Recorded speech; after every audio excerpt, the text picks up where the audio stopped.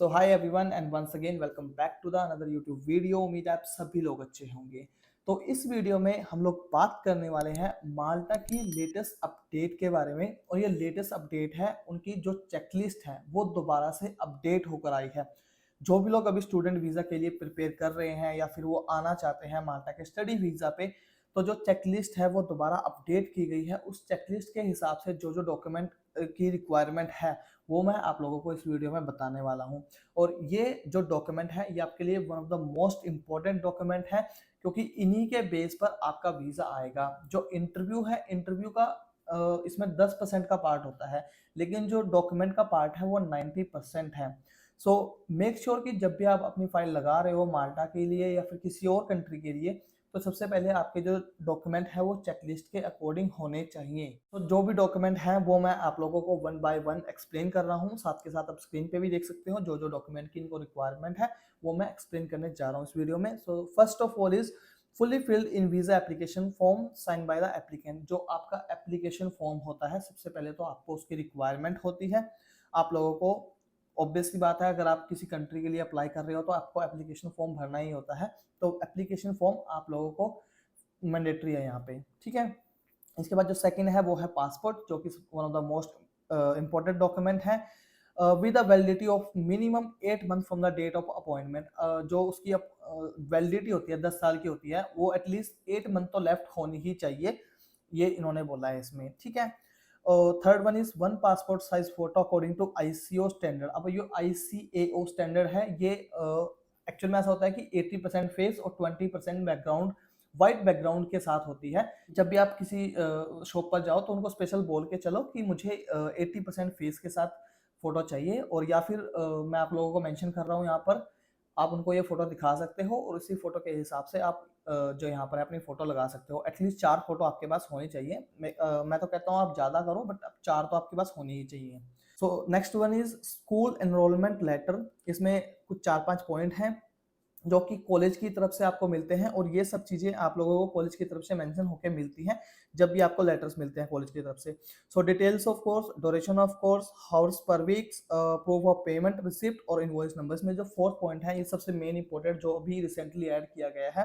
पहले क्या होता था कि ये पेमेंट की रिसिप्ट नहीं मांगते थे, आपने कॉलेज की फीस पे कर दिया, कॉलेज की तरफ से आपको एक लेटर मिल जाता था, वो आप लोगों को चल जाता था। लेकिन प्रूफ ऑफ पेमेंट का रिसिप्ट है जो कॉलेज की तरफ से आपको अब मैंडेटरी चाहिए ही चाहिए, क्योंकि उससे आपको उनको प्रूफ होगा कि हाँ एक्चुअल में आपने फीस पे की हुई है। तो ये इंपॉर्टेंट है आप लोगों के लिए। और ये सारे डॉक्यूमेंट हैं वो सारे आपको कॉलेज की तरफ से मिलेंगे। आपको इसमें कोई दिक्कत वाली बात मुझे नहीं लगती कि वो आएगी, क्योंकि आप अगर कॉलेज की फीस पे करते हो, कॉलेज के सारा पैरामीटर फॉलो करते हो, तो आप लोगों को कॉलेज की तरफ से ये सब डॉक्यूमेंट मिल जाएंगे। इसके बाद जो नेक्स्ट वन है वो है bank statement of at least 3 month attach with the recent bank certificate. Okay, so last 3 month की बैंक स्टेटमेंट आप लोगों को चाहिए, और जो ये स्टेटमेंट है वो एटलीस्ट 10,000 यूरो की होनी चाहिए, क्योंकि यहाँ के जो स्टैंडर्ड के हिसाब से है वो 10,000 यूरो में आप इनफ अपना सर्वाइव कर सकते हो। तो 10,000 यूरो आप लोगों को शो करने होंगे।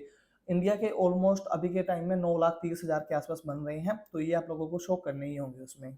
ओके, सो इसी में इंक्लूड क्या है, if the student will be sponsored the following document are required. अगर आप अपने फादर को स्पॉन्सर बनाते हो या अपनी मदर को स्पॉन्सर बनाते हो, तो उनके 3 डॉक्यूमेंट आप लोगों को लगेंगे। Sponsor bank statement last 3 month, जो स्पॉन्सर हैं आपके, जो भी फादर मदर हैं, उनकी बैंक स्टेटमेंट लगेगी लास्ट के 3 मंथ की। उसके बाद sign declaration letter from the sponsor, इसे हम अपनी लैंग्वेज में स्पॉन्सर लेटर भी बोल देते हैं, ये आप लोगों को लगेगा, जो कि अभी तक भी लगता था।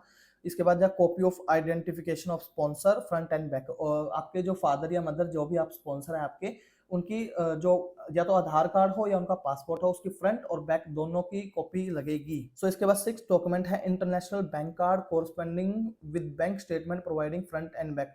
ओके, सो इंटरनेशनल कार्ड क्या होता है कि जैसे आपने अपने फादर को स्पॉन्सर बनाया है, तो आपके फादर आपके स्पॉन्सर हो गए, तो उनके जो बैंक से एक इंटरनेशनल कार्ड बनता है जिसे हम वीज़ा कार्ड भी बोल देते हैं।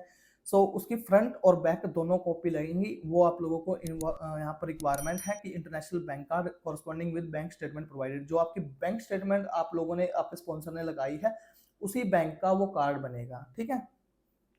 Okay, so next one is medical and travel insurance.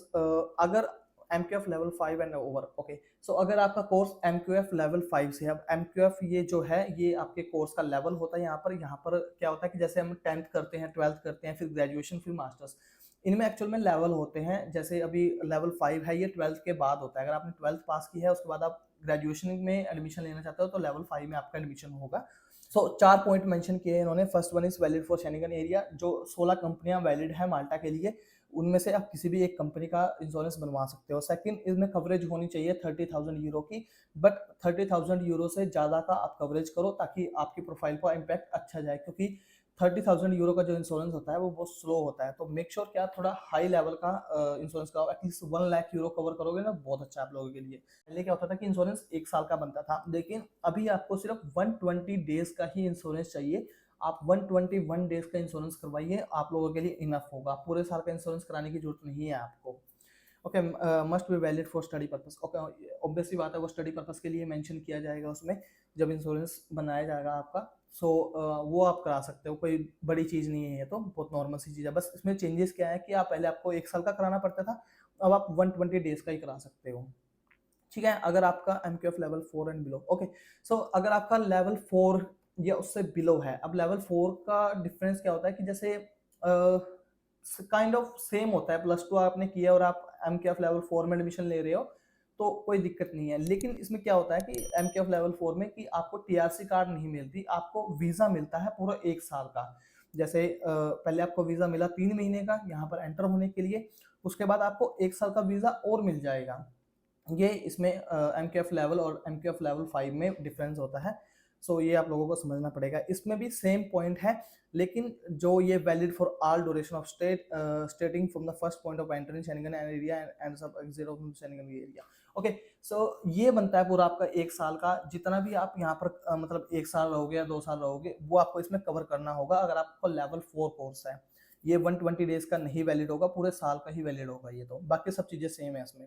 Okay, 8 number पे है full passport copy. Okay, passport की पूरी कॉपी आपकी लगेगी 36 के 36 पेजेस। ओके, 8 वन हो गया। 9th one is flight ticket. Okay, flight ticket के बारे में इन्होंने बोला है full flight itinerary to Malta must be provided indicating name, date of birth, flight and all stops. Okay, so जो आपकी आइटनरी बनती है वो माल्टा में आपके जब आप बनवाते हो तो उसमें आपका स्टूडेंट का नेम होना चाहिए, डेट ऑफ फ्लाइट होनी चाहिए एंड ऑल स्टॉप्स, कि आपकी फ्लाइट कहाँ पर स्टे कर रही है और किस डेट को आप आ रहे हो। ठीक है, ये सब चीज़ें उसमें मेंशन होती हैं। Okay, entry point must be 2 week max before the course commitment date. Okay, जो आपकी कोर्स की स्टार्टिंग डेट होती है, जैसे मान लो मेरे कोर्स की स्टार्टिंग डेट 15 सितंबर है, तो आपको बुक करनी होगी 1 सितंबर की फ्लाइट, 15 दिन पहले की। ठीक है, ये बात का ध्यान रखना, 15 दिन पहले की मेंशन की गई है इसमें।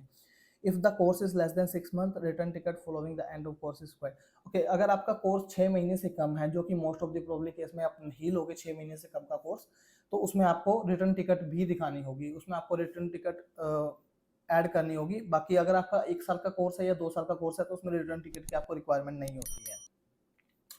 ओके, अकोमोडेशन 10th नंबर पे जो है accommodation, first 15 night from the date of arrival in Malta must be applicant name in providing school. Okay, ये बहुत सारी चीज़ें हैं जो अकोमोडेशन के बारे में इन्होंने बोला है। अकोमोडेशन में क्या होता है कि देखो, अगर आपको अकोमोडेशन बुक करनी है, आपको कोई होटल वगैरह करना है या हॉस्टल वगैरह करना है, तो एटलीस्ट 15 डेज का आपका होना चाहिए। यानी कि पहली 15 रातें आपकी किसी हॉस्टल की अगर आप कहीं पर बिताना चाहते हो तो उसकी बुकिंग होनी चाहिए, या फिर जो कॉलेज से अगर आपको लेटर मिलता है अकोमोडेशन का तो वो तो पूरे साल का ही मिलेगा, उसमें आपको कोई कुछ भी चेंजेस करने की जरूरत नहीं है। लेकिन आप खुद से अगर बुक करना चाहते हो और खुद से कराना चाहते हो तो 15 दिन एटलीस्ट आपकी इसमें मेंशन होनी चाहिए। ये एक पॉइंट चेंज किया है इन्होंने अभी अभी, क्योंकि पहले क्या होता था कि आपको आई थिंक पूरे साल का, या तो साल का ही होता था शायद, या 6 महीने का होता था, बट आप 15 डेज का आप कर सकते हो। 15 डेज इनफ है आप लोगों के लिए। So 11th in case of minor of flowing document. Okay, अगर आप मतलब 18 साल से कम है तो तब आप लोगों के लिए ये अलग से 2-3 डॉक्यूमेंट और हैं जो कि इसमें ऐड किए गए हैं, इसमें शायद आपको जरूरत भी ना पड़ेगी इतनी। फीस बताई गई है, जो स्टैंडर्ड और एक्सटेंडेड फीस बताई गई है, दोनों की अलग अलग फीस है। जो नहीं, इनमें एज का डिफरेंस है 0 से 5 year, 6 to 11, 12 year onward 100 euro, 12 year. Okay, जो स्टैंडर्ड और एक्सटेंडेड में फ़र्क क्या है कि स्टैंडर्ड में शायद आप लोगों को नेक्स्ट डे की ही अपॉइंटमेंट मिल जाती है, और जो एक्सटेंडेड होती है उसमें क्या होता है कि आपको 21 डेज का वर्किंग पीरियड्स होता है, 21 डेज के बाद ही आपको मिल सकती है। तो ये डिफरेंट है इन दोनों में, इनमें से आप कोई भी ले सकते हो, आपके ऊपर डिपेंड करता है वो भी। बाकी इसमें कोई इतनी कोई बड़ी चीज़ नहीं है, अगर आप कॉलेज को बोलोगे कि मुझे इस तारीख की अपॉइंटमेंट चाहिए तो कॉलेज आपको सेम डेट की अपॉइंटमेंट दे देते हैं। वही 150 यूरो उन्होंने ले लिए हैं, 150 यूरो यहाँ लगने वाले हैं। और खुद से भी आप बुक कर सकते हो, क्योंकि वीएफएस की भी नई अपडेट थी कि आप खुद से अपनी अपॉइंटमेंट बुक कर सकते हो, लेकिन वो स्टैंडर्ड और एक्सटेंडर्ड सर्विस में ही मिलेगी। सो बेटर है कि आप अपने कॉलेज को ही बोलो, कॉलेज आपको जिस भी डेट की प्रोवाइड कराएगा वो आप लोगों के लिए बेस्ट है। ठीक है, all document should be submitted in English. Okay, so English में आप लोगों को अपने डॉक्यूमेंट सबमिट करने हैं, जो ऑब्वियसली बात सब लोग अपने इंग्लिश में ही करेंगे।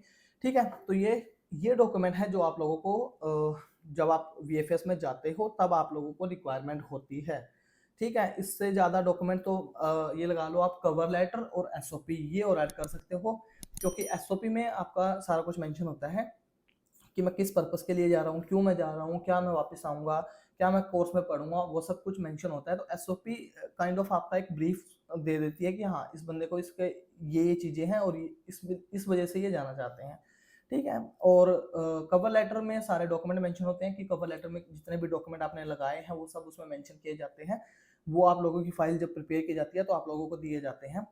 सो अगर आप लोग भी स्टडी वीज़ा अप्लाई करना चाहते हो, माल्टा का स्टडी वीज़ा, तो अभी I think November intake start होने वाला है, तो आप जितना जल्दी हो सके अपनी जो फाइलें हैं वो प्रोसेस करना स्टार्ट कर दें, क्योंकि एटलीस्ट हमें अगर किसी फाइल को प्रोसेस करना है तो 2 महीने का टाइम तो हमें चाहिए ही चाहिए, और 2 महीने के टाइम में ही हम आपकी फाइल कंप्लीट कर सकते हैं। सो बेटर है कि आप अभी से अपनी जो फाइल है वो एजेंसी है उसमें रजिस्टर करना स्टार्ट कर दें, ताकि अगर आपका टाइम लगना भी होगा तो यहीं पे वो टाइम लग जाएगा। अदरवाइज अगर आप कोर्स के बाद मतलब कोर्स अगर जितना पास आता जाएगा उतने ही आपके वीज़ा के चांसेस भी कम होते जाएंगे, क्योंकि वीज़ा के चांसेस कोर्स पे भी डिपेंड करते हैं कि आपका कोर्स स्टार्ट कब हो रहा है, आप अपनी फाइल लॉगिन कब कर रहे हो। तो बेटर है कि आप 2 महीने पहले अपनी जो फाइल है वो लॉगिन करो, ताकि टाइम से आपका वीज़ा आए और टाइम से आप लोग यहाँ पर आओ।